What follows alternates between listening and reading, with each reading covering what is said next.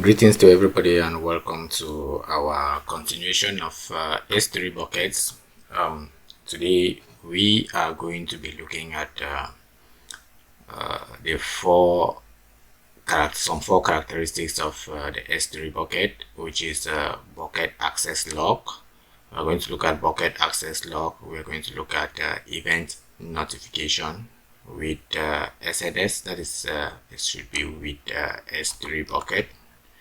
Event notification with S3, which is called SNS, and then event notification with SQS. Okay, so and then at the end we are going to look at object locked. So I have to explain to you what bucket access locks are, event notification is, event with SQS and with SNS, and then I'll have to tell you what is object locked. So that is our program for today. So let's begin. Let's start with bucket access lock. What is bucket access locks? This is a very important topic in S3, and generally a very important topic in your DevOps career, these very access locks, because most often in your interviews they will always be asking you, how do you treat your logs, how do you treat your, how do you manage your logs, and how do you run your query and all the like. They will always ask you these questions in your interviews, and they'll expect you to understand how they function. So let's begin. Let's break down this thing and not just talk refer to it as a whole. What are logs? What is a lock? What is a lock? Let me show you a file here. That is my the temporary file where Windows locks are being kept. This file, this is your Windows file. Now this is a folder that stores all your Windows navigation. When you are navigating from one website to the other, when you are navigating from one folder to the other, all the logs of that navigation by default in Windows have been programmed to be stored in this particular folder.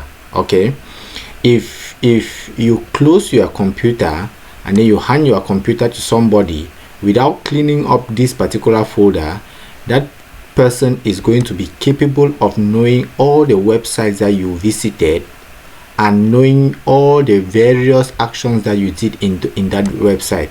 It is actually a branch of computer science known as how do they call it, investigative engineering or something like that.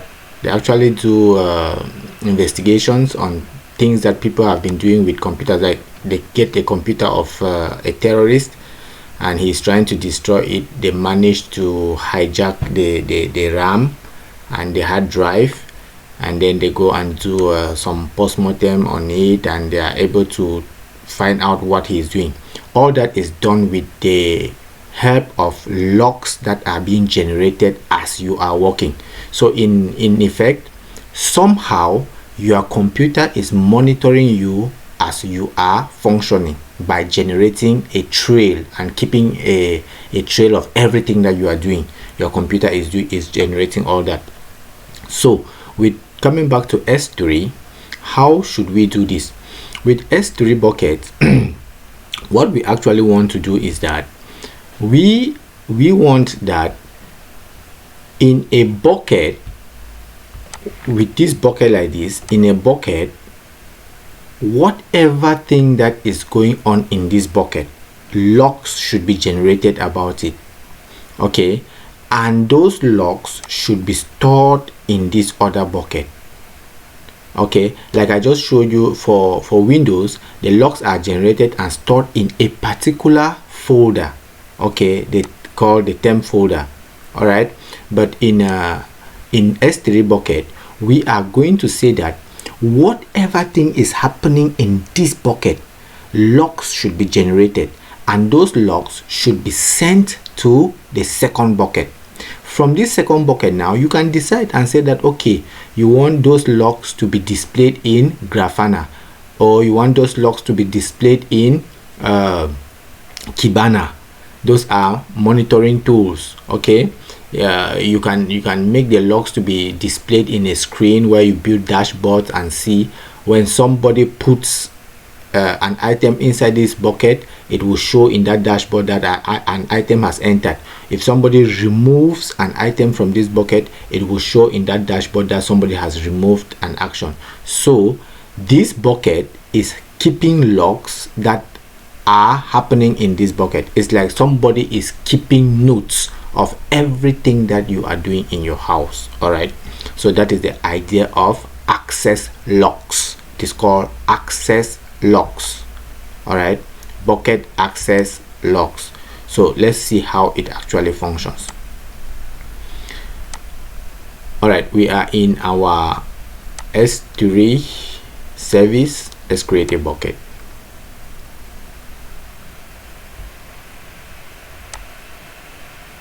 We give our bucket name access logs bucket, and then take ACL enabled, one control in our own hands.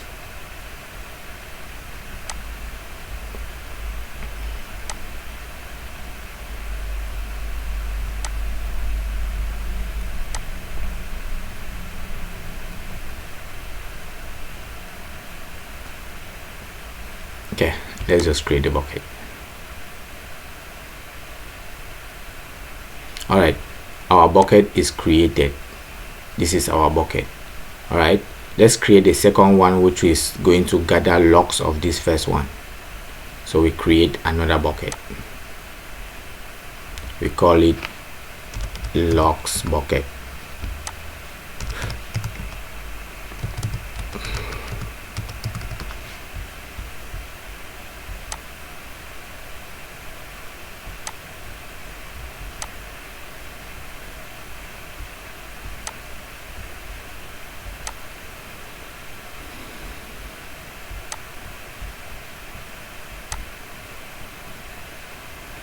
All right, we have created two buckets.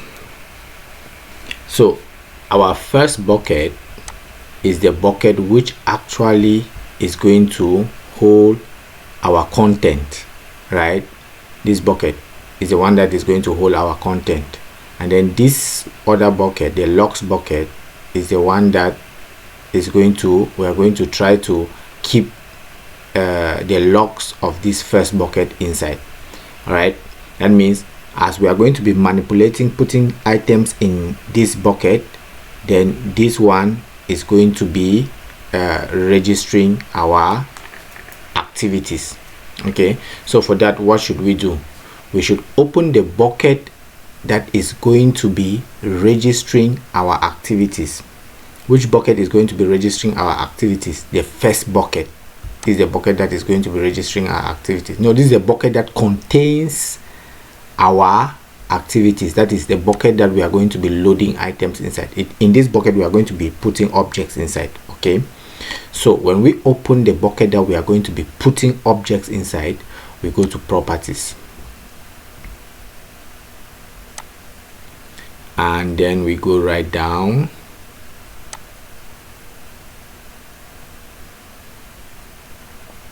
You're going to see saver access logging. Okay, after that is where you are going to be obliged to edit. By default, it is disabled, so you are going to edit it. Enable access log. When you enable access log, they'll ask you, okay, where do you want to store the logs that are going to be generated from this bucket? Where do you want to store it? You come to browse. You have two buckets, right?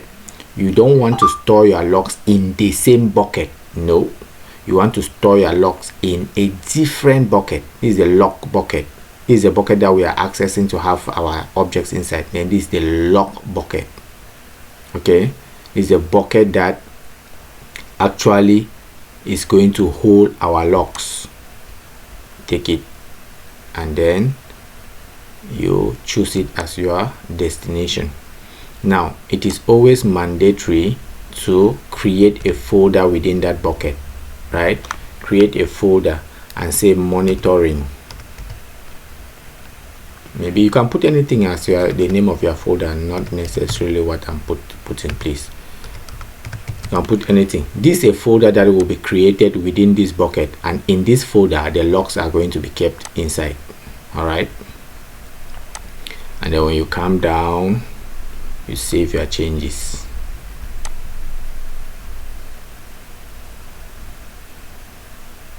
All right, that means that what have we just done? We have just in effect created this bucket, created that bucket, and kept a folder inside this bucket where activities of this bucket shall be recorded inside this folder. That's what we have just done. So if now we go to buckets and we come to our first bucket and we upload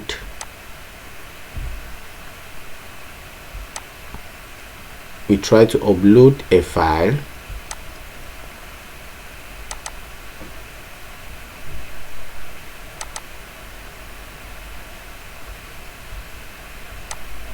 where's our S3 website?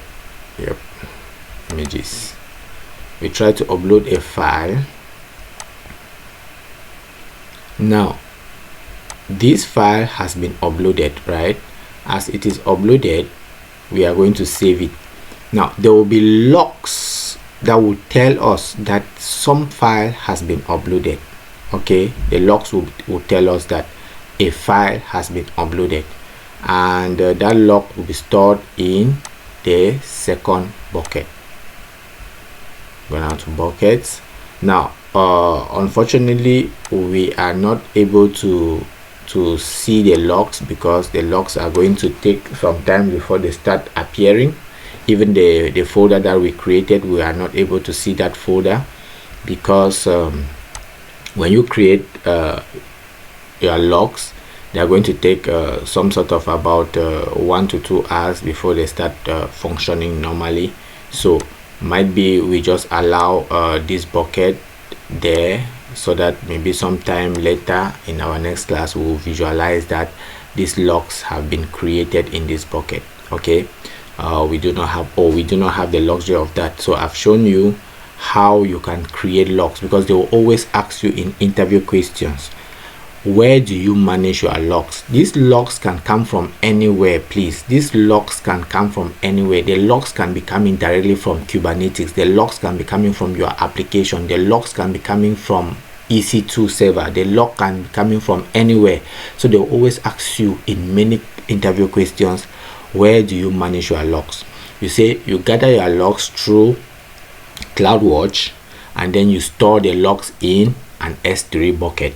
When you gather your logs through CloudWatch, you store the logs in an S3 bucket, and you visualize the logs using maybe Grafana or using maybe Kibana.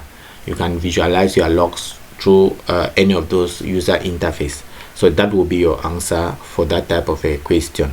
So we have just shown you how to gather logs or generate logs for S3 bucket, from one S3 bucket to another S3 bucket. All right, so that is as easy as anything. That is access log.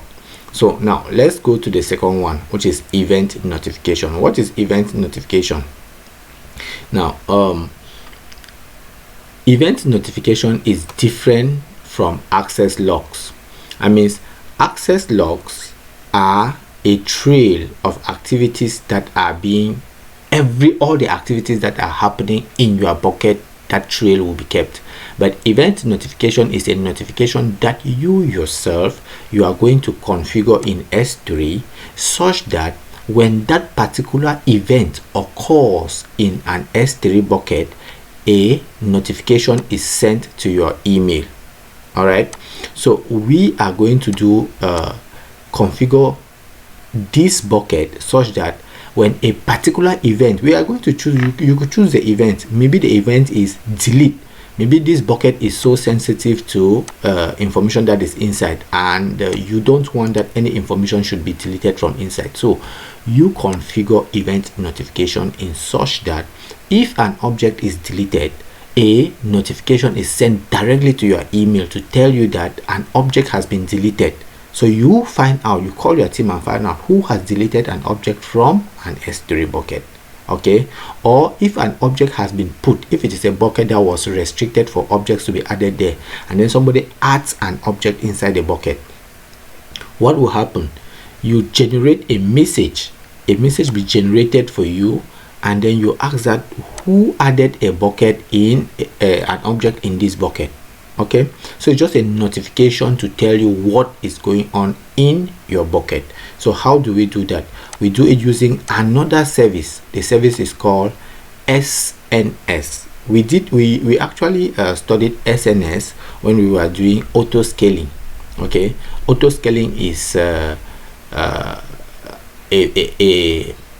feature in EC2 which permits the EC2 instance to multiply or increase in number. So we actually covered SNS in auto scaling, but today we are going to be seeing SNS in S3. So let's head over to our console and start creating our bucket. So let's create a bucket. Let's call it SNS monitoring bucket. All right.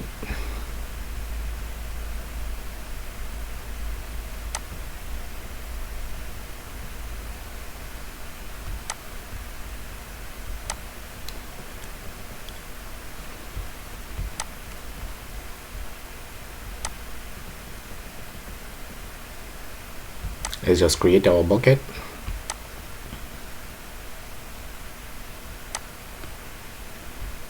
Oh yeah, I understand.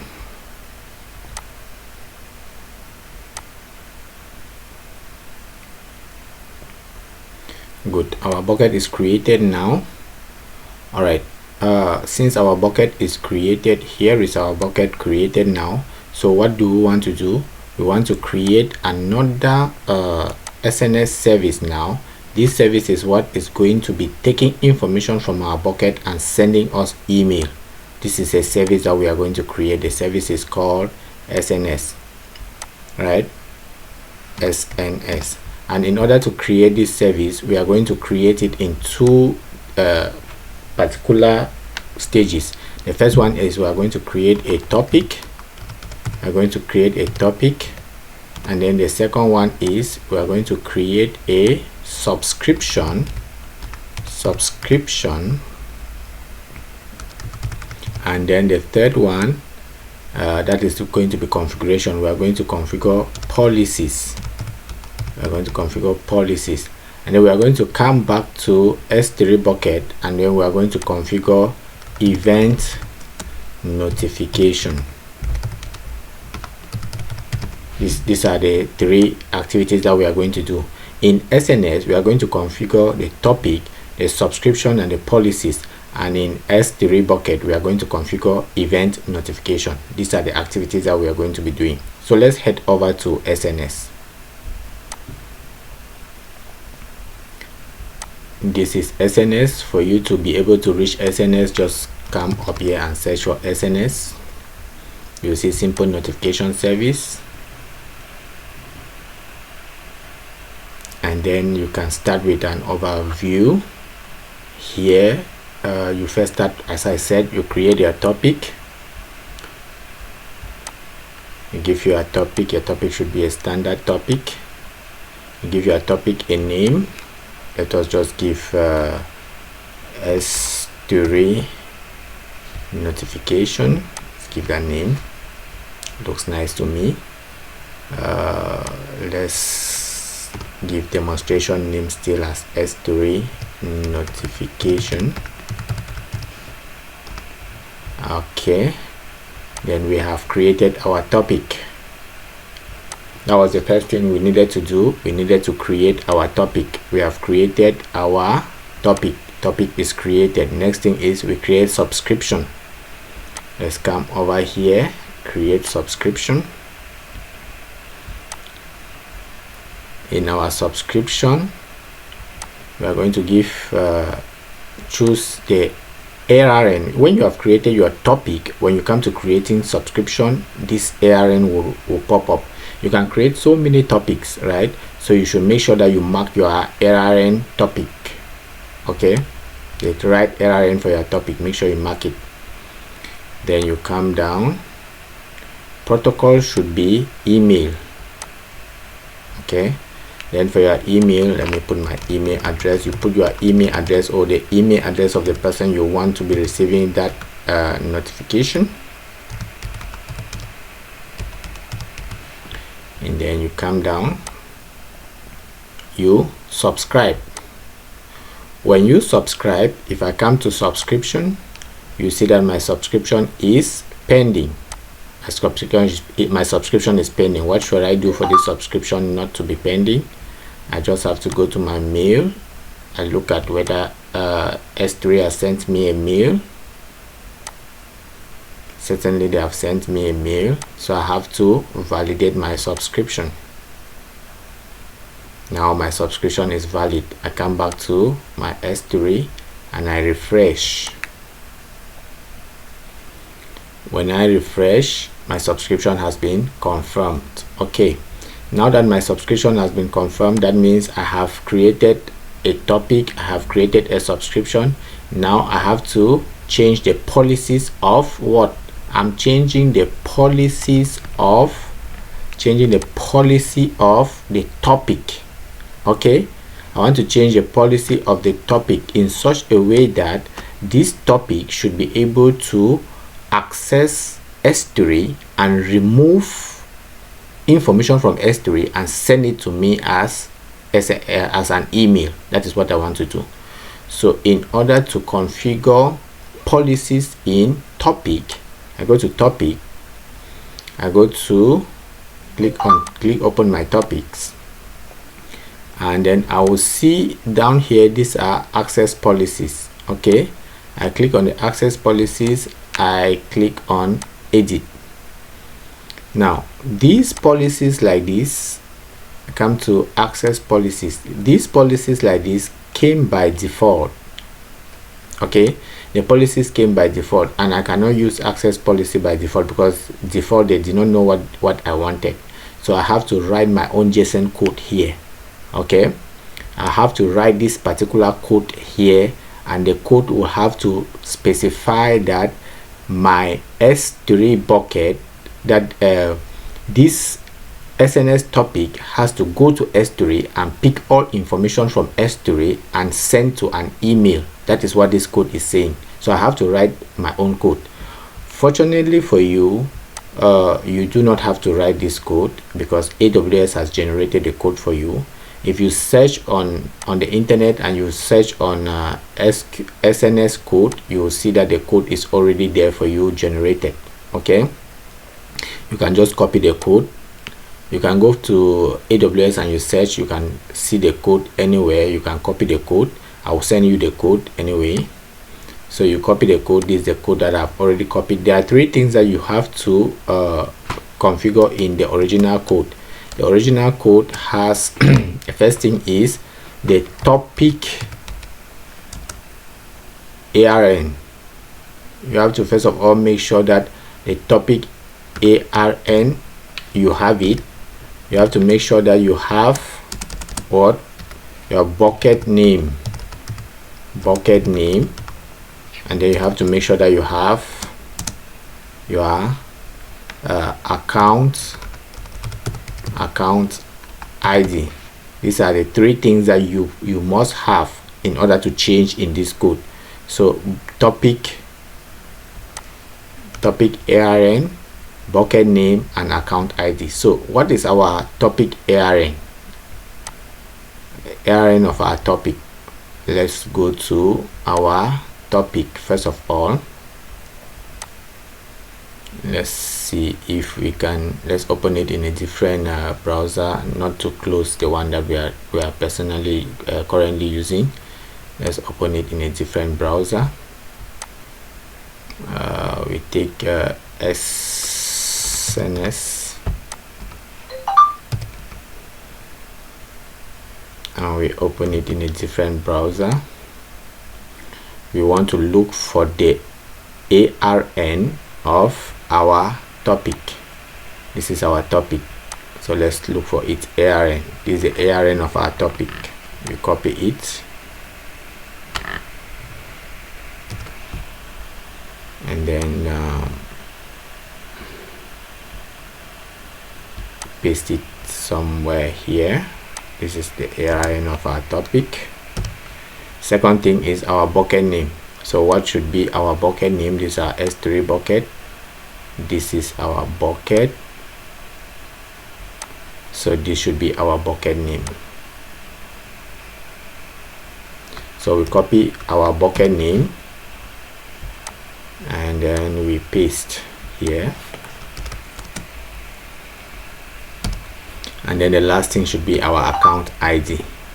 Let's check where our account ID should be. This is our account ID. You copy it, and then you come here and then you paste. So we have our topic ARN, our bucket name, and our account ID. Where do we put all these things? You will discover that here you have SNS-topic-ARN. okay, SNS-topic-ARN. This is the first place. So this is your topic ARN. Copy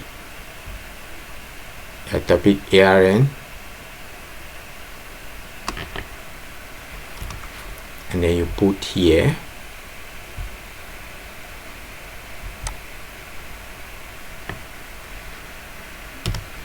Then the second one is your bucket name. This is where you replace your bucket name.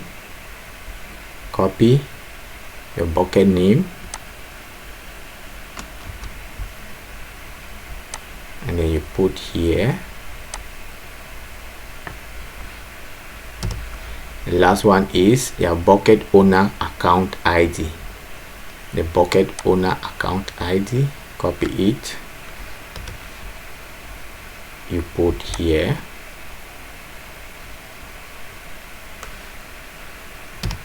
And then now your code is ready. You can copy now your code, your JSON code. You have written your JSON code without knowing how to write JSON.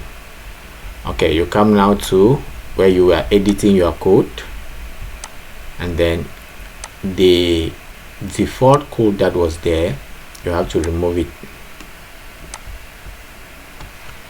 and then you paste your own code that you have doctored to your own style, and then you save. Good. After saving, now you go back to your S3 bucket. What have we done so far? We have created a topic, created a subscription, modified our policies to suit the topic, and then we're coming back to event notification to do what? To configure so that S3 should accept SNS.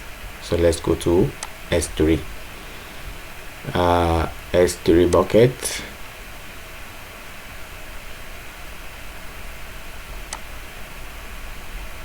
Go back to our bucket. This is our bucket. Come back to properties. You search for event notification. Here is event notification. You create event notification. You can give any name, S3 notification.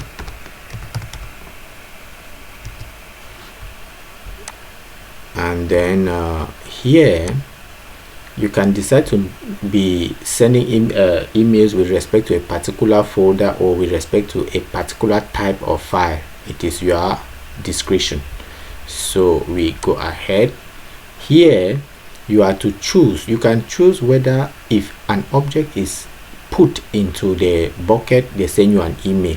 If an object is posted, they send you an email. If an object is copied, they send you an email. If there is a multi-part upload in your email, when it is completed in your bucket, an email should be sent. So you can decide and choose as per your company regulation, what your company decide. You explain all this to your company, okay, and then they will decide that no, we need notification with respect to this, or you yourself, you know what is critical, so you will know what type of notifications you want. So if, for example, you have a bucket that you do not want anybody to delete anything from that bucket, right, you are going to come to delete. So if somebody deletes anything, an email should be sent to you, so you notify yourself that somebody has deleted something from a bucket. So you are going to choose here with respect to your necessity. So we just choose creation. We come down and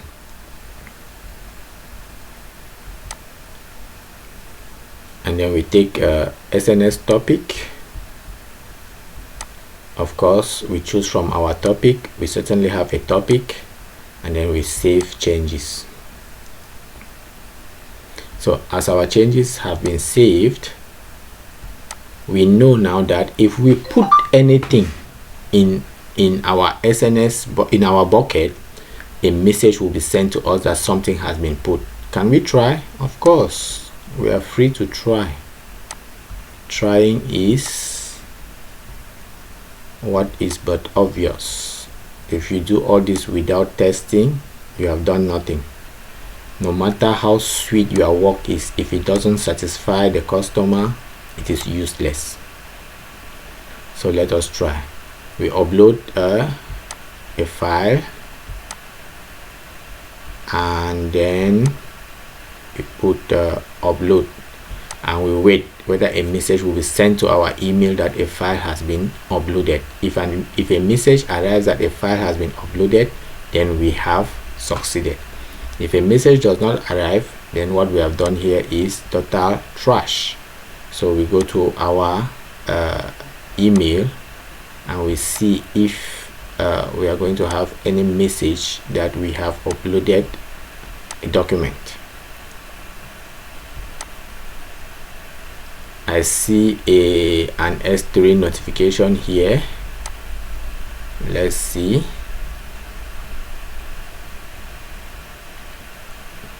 There is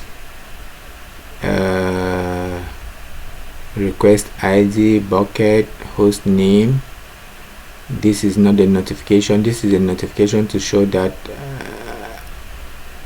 an SNS requested our ID, but we want a notification to show that a bucket has been uploaded. Okay, this is it.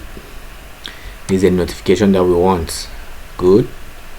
We want this notification, and what do we see? We will discover that there will be an upload somewhere. There is an object here, right? We discover that an object has been uploaded, and the permission was requested. Okay, there is object creation, and what is the activity? The activity is put. Okay, the activity is put. So we have a message that we can discover that in that S3 bucket an object was created and put inside. So this is the message. So if anybody puts anything, let's still put another one. Let's still put another one and see, confirm to ourselves that things are really working, because in science, scale matters. You do not do one thing and you expect that it will work at every environment.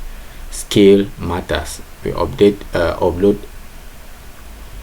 Might be not a picture this time around, might be a text, might be a PDF. Upload a PDF, because we keep uploading one and the same thing. It might work for one and the same thing and not work for the other. Okay, now our PDF is heavy and we have to pay the price of waiting. So our PDF is uploaded successfully. Now we want to be sure that a message was sent to us. Let us go to our email and make sure that a message was sent to us.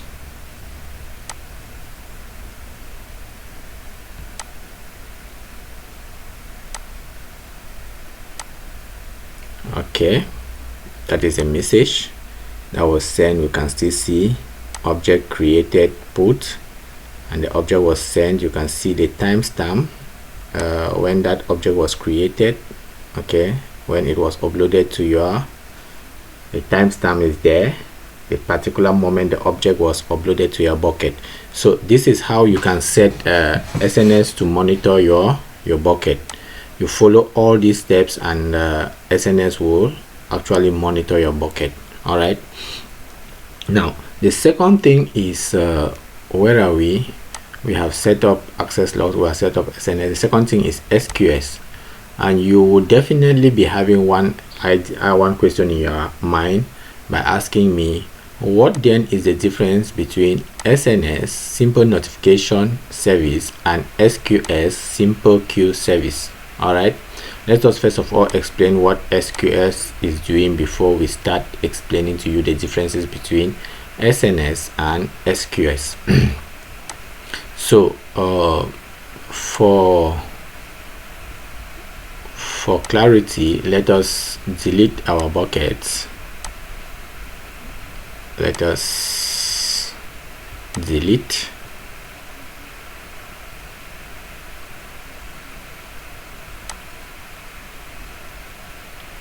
permanently delete our objects.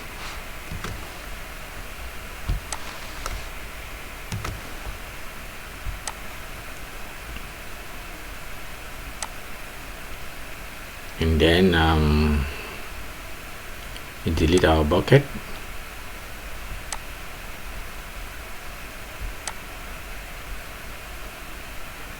Okay, the bucket is empty. Just delete it.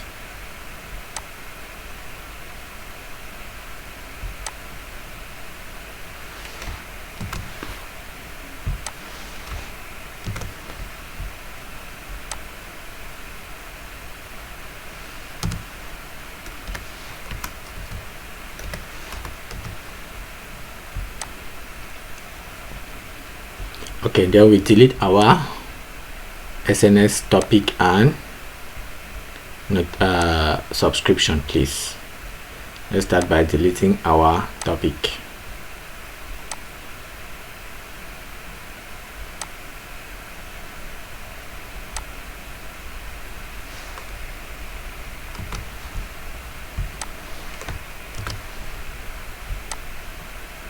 Then next we delete our subscription.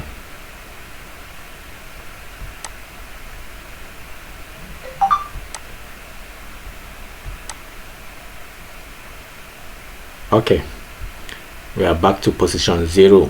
Now we are going for SQS. Okay, we are going for SQS. So with respect to SQS, the issue is there are some times in which you will want your application to send messages to your customers. Now I give you an example. For those of you who are living in Cameroon, there is the electricity company called Evenet that you use for your electricity, and now at month end, Evenet has partnered with the telecommunications company MTN or Orange, such that at every month end, MTN sends you a message telling you that this is the amount of electricity bill that you have consumed. Okay, so in your mind, do you think it is some engineer sitting somewhere that is sending those messages to you? No, it is not any engineer sitting somewhere that is sending those messages to you. Those messages are sent directly from Evenet, which interacts with MTN's API, and the messages comes directly to your mobile phones. Okay, so with Evenet working hand in glove with MTN, there is an application. There is what? An application that sends messages to consumers. An application sends messages to consumers. So SQS is simple queue message that applications use. It is a format which applications use to send messages. This is not being sent by a manual person, or this is not configured by a manual person to be sent. No, it is applications that use that particular service. So we are just going to demonstrate it here because we do not have a specific application to show you how the applications will pick the API and send the messages. Okay, so for that reason, let us create a bucket.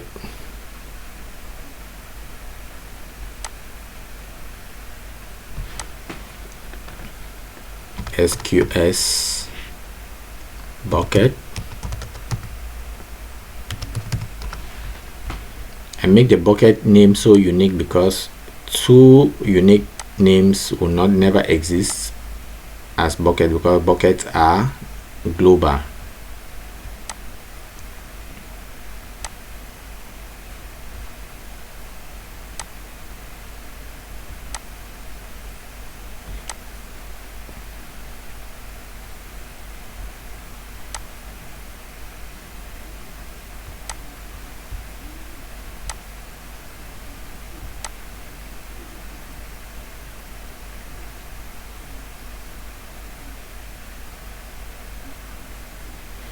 Okay, our bucket is created. Now the next thing is we are going to, instead of simple queue messages, we are going to simple notification messages. We are going now but to simple queue service.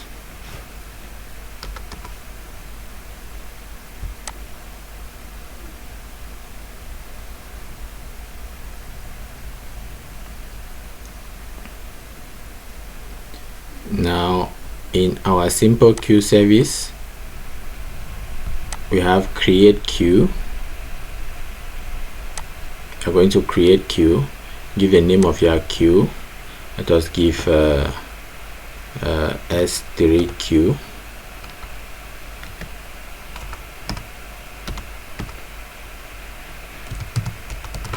S3 SQS bucket. Here you are going to decide the queue should occur for how long. That means that message that is sent, if it is sent, if you are in the village where Orange sends you a message or MTN sends you a message, that message will remain in queue.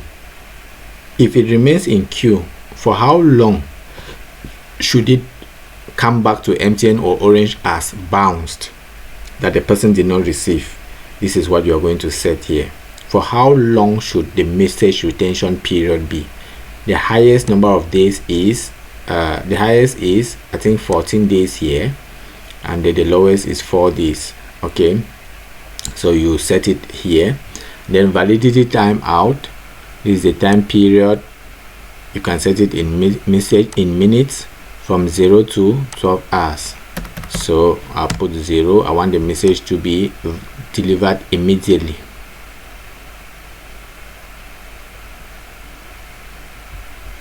So we have in seconds here. Okay, everything looks good. Then we come down here.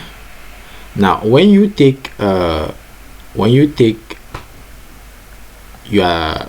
SQS, you will not see any place that they will ask you to subscribe. Okay, there is no subscription, there is nothing. You do not have to do anything. You just have to configure your service, your SQS. So here, do you want server-side encryption? Just want it to be disabled. You don't need server-side encryption. Okay, and you have a code that is already generated for you here. There's a code that is already generated for you here, but we are not going to use this code. We are going to generate our own code. Okay, we are going to generate our own code for ourselves. All right, so key and value, all of these are optional. Let's create our queue. Okay, our queue is created.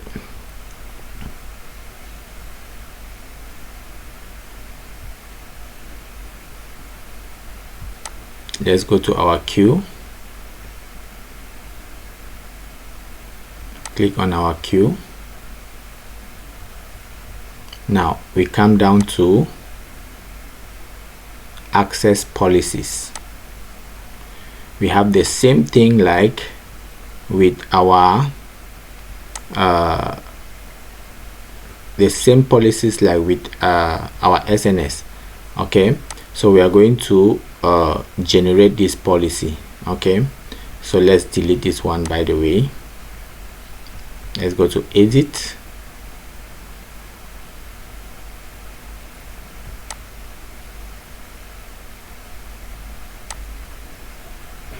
and then we delete this one. Then we come to policy generator. This one actually has a policy generator. Okay, it does have a policy generator. SQS policy won't allow. We put star.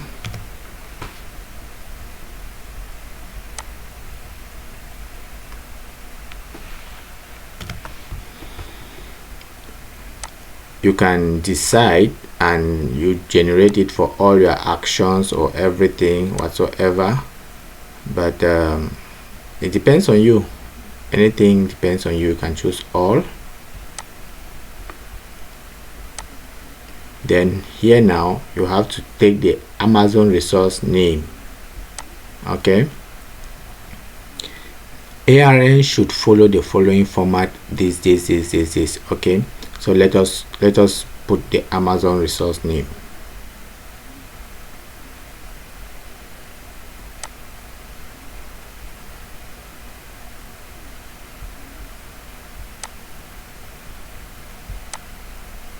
Let us actually open a different browser for our queue to take our SQS.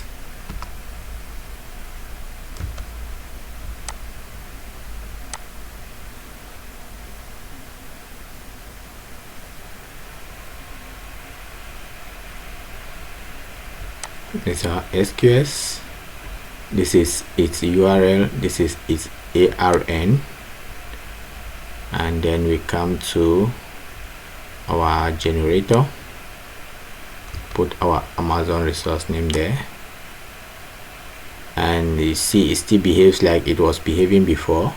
So I put a slash and then I say add statement, generate policy. So a policy is generated for me. This is a policy. I copy this policy, and I come back to my queue, and that is what I paste here.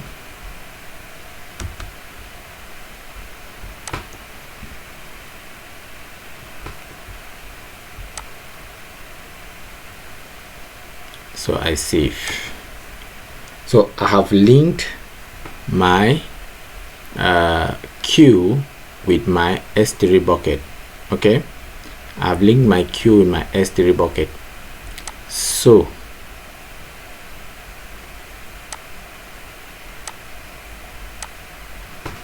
whenever there is, in this situation you cannot actually test because the messages are being sent to clients directly. Okay, so in your queue you just have to come and open your queue messages. Now you have 0 messages and nothing is available for you. So can you send a message? Can send and receive a message. This is where you can type your message. Okay, you can type hello all, you are welcome to AWS Solution Architect Training with VTA. Okay. Type that and send message. You actually send the message. Message has been sent. Where will you see the message? The message will appear in your queue. We come to your queue and you see that you have one message. Okay. So messages will be queued here and sent to the particular by the software. The software will come here, pick the message from here, and then it will send it to a particular delivery person that it wants to deliver to. Okay, so that is SQS. So generally they will always ask you that what is the difference between SQS and SNS. Okay, SQS is mainly for applications pick SQS messages and send, while SNS is mainly for self notification or team notification. That's the difference between SQS and SNS. Don't forget that difference, please. SNS is for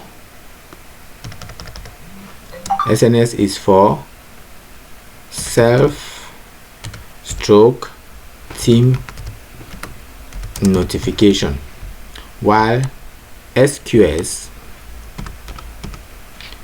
is for application notification. Applications pick it and send messages. That's the difference between these two. Okay, so that is it for SQS and SNS. Okay, so before you delete, you can just go, you delete your type confirm.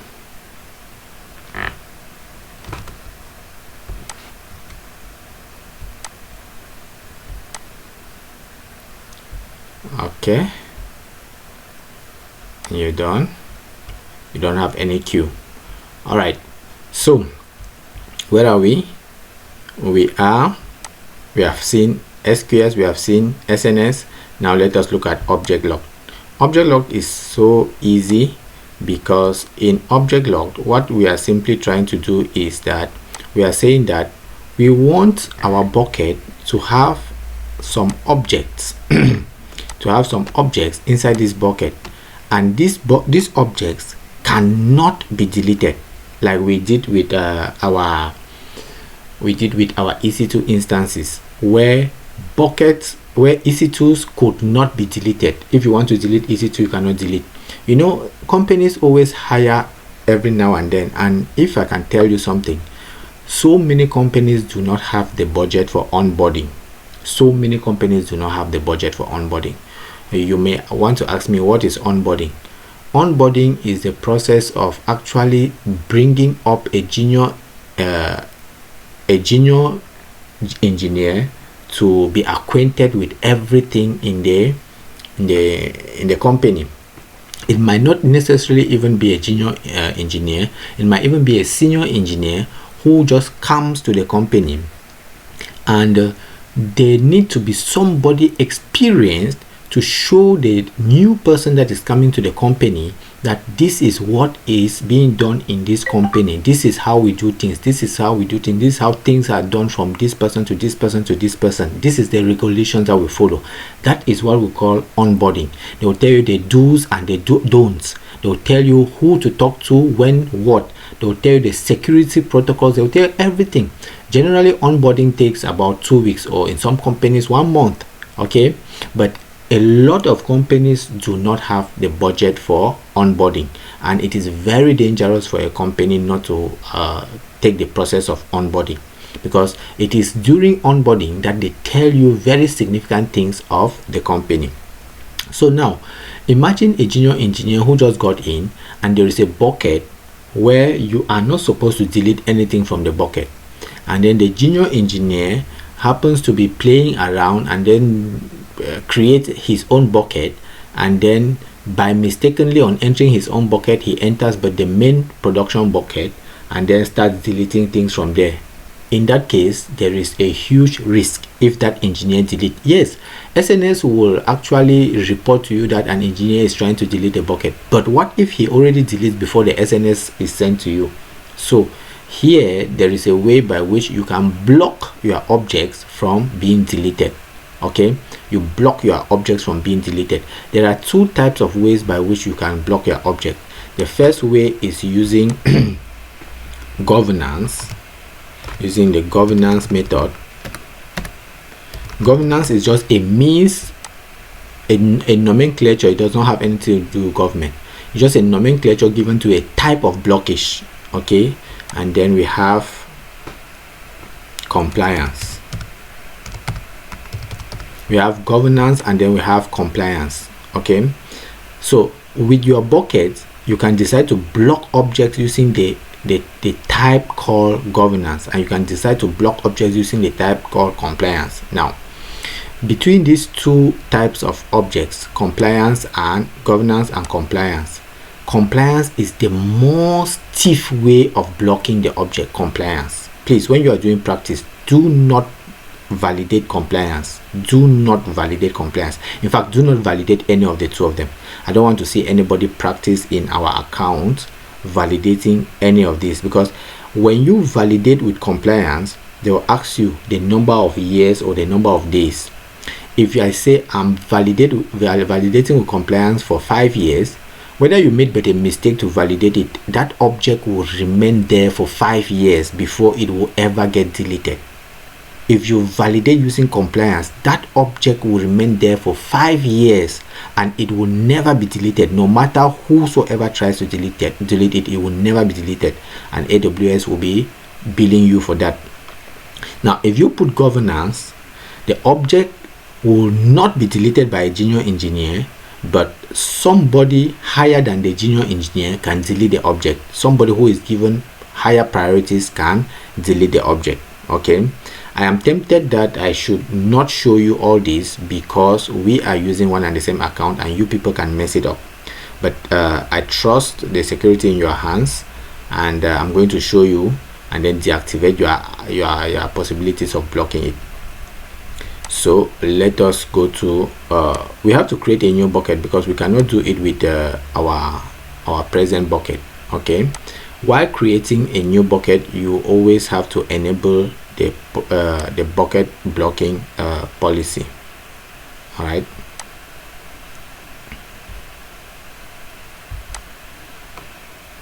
if you don't enable it while creating the bucket, it will be difficult for you. So let us enable it.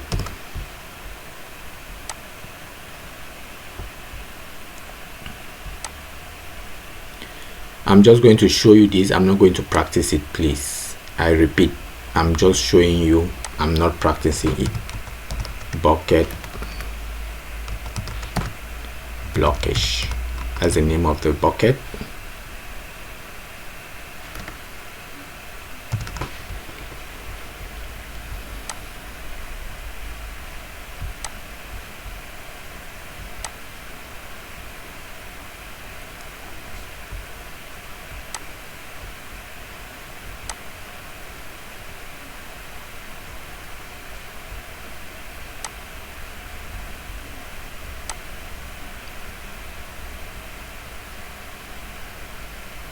Okay, we come down to advanced settings.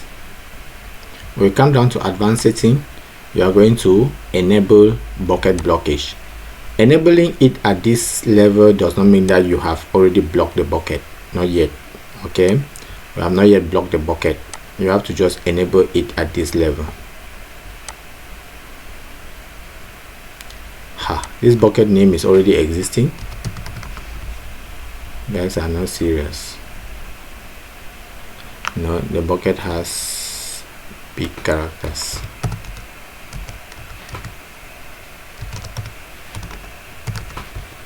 I think that one is okay.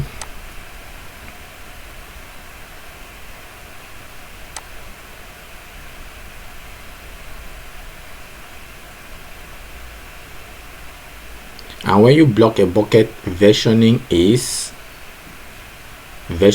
necessary. So you see they are telling you additional configuration is required to protect objects in bucket so from being deleted. So here they are telling you that additional configuration is needed. So it is the additional configuration I wanted to show you. Okay. So you click on your bucket, come down to your properties, then let's go down to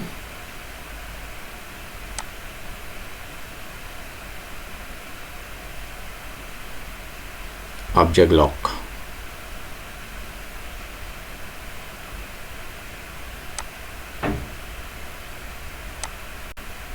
Okay, here is our object lock. If you come to enable, they will then ask you that you should enable using governance or enable using compliance. This one like this, if you enable using compliance, if you put 20 days, the object will be there for 20 days. Nobody can ever delete it. It must finish its days.